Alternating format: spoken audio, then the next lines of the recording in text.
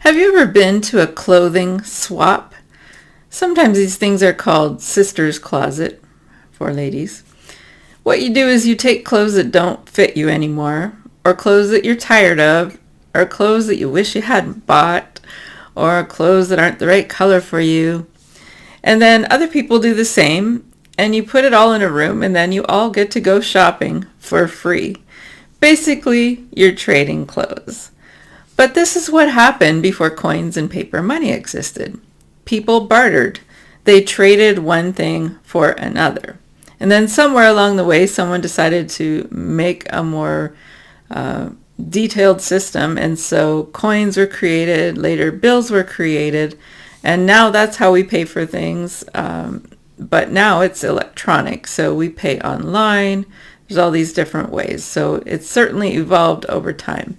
But the basic concept with money is that we're trading one thing for another.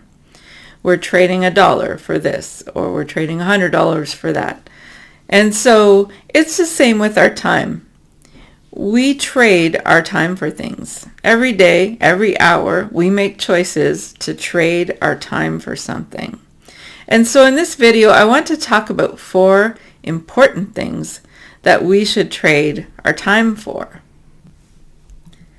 The first thing that we should trade our time for is rest. And I'm not just talking about sitting and relaxing, but more specifically about sleep. Most people need 7 to 9 hours a night of sleep. And if they don't get it over a long period of time, they're going to accumulate a sleep deficit or a sleep debt. And that is going to cause problems in their mind and in their body and in their emotions. I think we just have to accept that our bodies are designed to need about 1/3 of our time spent in sleep so that they can function properly. But rest and sleep is really a good trade. It's a good deal. When you trade your time for sleep, your body gets restored.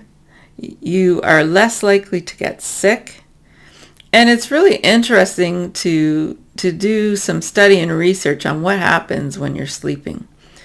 It's a time where your body is repairing itself, and things will function much better if you get enough sleep. It's also a time when your mind is sorting things out. Now, I don't know about you, but sometimes my dreams are really jumbled up. There's all these pieces and parts from different situations all mixed up together, and it doesn't seem to make sense. But those kind of dreams, it's like, okay, whatever. My brain was just sorting things out and filing them in the proper places and kind of getting things organized, like doing a sort of spring cleaning in there. So when you get enough sleep, when you're trading your time for rest, then your brain has a chance to do that, and you'll find that the next day it's easier to focus. Now, I don't know about you, but often I have sleep issues. I tend to wake up very easily, even if the tap is dripping or there's any kind of noise or it's not totally dark in my room. I just seem to wake up a lot. And, not all of that you can control. Sometimes you can do things. I wear earplugs, and that helps. I try to make sure I have dark curtains. But you can't control every single thing that might interrupt your sleep. And so I decided a long time ago that I wasn't going to stress about it. I was just going to say it's my responsibility to get my body into bed every night for 8 hours. And I'm going to do that, and I can't control the rest. If I don't sleep well, it's not my fault. At least I got in bed. So, obviously there's rare times where I can't control it on a trip or something. We've got an early flight. But if I get less sleep than 8 hours, then I try to pay it back the next night. So if I was only in bed for 6 or 7 hours because of a trip, then I'll pay it back. Another thing I do is after a trip, where I sleep even worse because in hotels it just seems harder to sleep for me. When I get home, if I was on a 5-day trip, I give myself 5 days without setting an alarm. And I just let my body decide when it's ready to get up. Within reason, of course. I'm not going to sleep till noon. But just, if there's any kind of sleep deficit, it gives me that chance to pay it back and get my body on track. So trading your time for rest and sleep is a really good deal. It has wonderful benefits. Another important thing that we can trade our time for is what I'm going to call quiet time in the morning. And so this is a chance first thing in our day to have some time alone before we plunge into all the busyness of the day. And it gives us a chance to settle our minds. And I'm just going to give you my example because I'm a Christian. So I would probably call this devotional time. So it's a time where I read the Bible and I pray and I write in my journal, and it helps me to set the tone for my day. And also I find that reading the Bible gives me wisdom that I need for that day. Sometimes I'll also read inspirational books, and it just kind of sets my brain into a mode where I am quieted and I am gaining wisdom and I'm ready for the day. And so I find that if I skip this quiet time, this devotional time, my day does not go nearly as well. And so one thing I've learned is that it takes discipline to stick to this, because when I get up, there are so many things that try to attract my attention. There's my phone, there's my email, there's the dishes that need to be done, maybe a load of laundry. All these things screaming for my attention. But I've found that if I will make this trade, if I will trade that first part of the day for this quiet time, this devotional time, then the rest of my day goes so much more smoothly. I can work more efficiently. I am more productive. I'm more peaceful. I'm less stressed. And so this is a wonderful thing that we can trade our time for, is to have that quiet time or devotional time in the mornings first thing. The third thing that we can trade our time for is work. I think we all need a reason to get up in the morning. Some people talk about retiring and just having nothing to do, and I don't know about you, but that's my worst nightmare. I would not want to have nothing to do. That would just, to me, be incredibly boring. I get a lot of enjoyment from my work. It makes me feel fulfilled. I like to accomplish things. I like to know that I'm making a difference.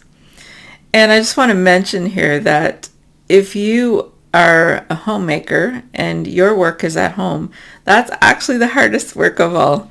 You may not be getting a paycheck. You may not be going and punching a clock every day, but it's long hours. There are so many different skill sets required. And it requires a lot of patience, because often nobody notices what you did, but they will notice if you didn't do it. They might not come home and say, "Oh, thank you for doing the dishes." They don't even notice. But if you don't do the dishes, that's the first thing they're going to see, right? So if you don't have a job with a paycheck, but you are a homemaker, you have the hardest job of all, and I honor you for that. So when we trade our time for work, it's about investing our time into worthy causes. So even if we didn't need to work for money, we can still work to be involved in things that are important. So even if we don't need the paycheck, we can still be occupied doing something, accomplishing something that's going to make the world a better place. We can do something that will make a difference for someone. And if you do a lot of work in your community, or you help people in your community, you help neighbors, you encourage people, and you serve them, and you do things for them, take them grocery shopping, maybe you're helping older people who need a ride to go do their errands or go to the doctor or whatever it is. It's all work. And when you trade your time for work, it's a very good trade. And it's not just because you're maybe going to get paid. It's because working makes us feel good about ourselves. And that's because we were designed to work. And so trading your time for work is one of the best things you can trade it for. The fourth thing I want to talk about trading our time for is fun. Now, if we have done the other three things that we already talked about, rested, had our quiet time, and worked, then it's fine to have some time for fun. The nice thing about time budgeting is that if you have planned, budgeted your time properly and used it well, then when that work time is over, you can relax without any guilt. You've earned some time off. Now, when we talk about trading our time for fun, a lot of this depends on our personality. So if you're an extrovert, your fun is probably going to involve other people because that's what recharges you. You feel energized after you've spent time with people. But if you're an introvert, like me, your fun is probably going to be something that you do alone to recharge.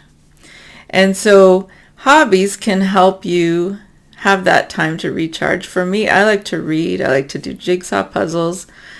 And those are both kind of solitary activities, but it gives me time to, when I'm reading, if I read a fiction book, for example, to relax, it helps me to get out of my own head and into someone else's situation. And I learn a lot. I learn about people.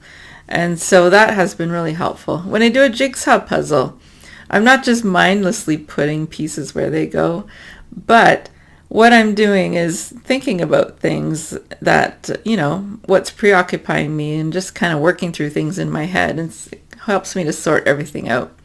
And I find jigsaw puzzles challenging, and I refuse to let a jigsaw puzzle conquer me. I am going to conquer it no matter how hard it is. And so it's kind of stimulating and fun for me. So hobbies can help you develop as a person. They can help you grow and learn more about life and about other people. So the 4 things we've talked about that we trade our time for are rest and sleep, quiet time or devotional time, work, and fun. So I have a question for you. What do you trade your time for in a typical day? Feel free to comment below.